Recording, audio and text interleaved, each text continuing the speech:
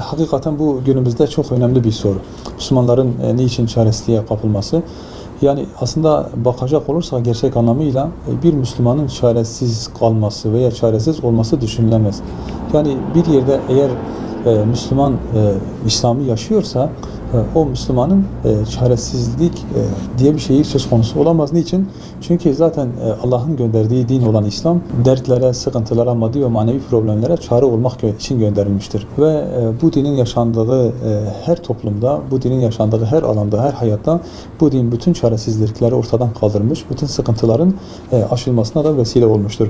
Yani Müslümanlar tabii ki imtihan için gönderilmiş olduğumuz bu dünya hayatında zaman zaman gerek ferdi, gerek ticari, gerek ekonomik, gerekse toplumsal ve bireysel birçok sorunla imtihan gereği karşı karşıya kalmaktadırlar. Bizler eğer çareyi doğru yerde arayabilirsek, teşhisimizi daha doğrusu doğru yapabilirsek bizim için hiçbir sıkıntı yoktur.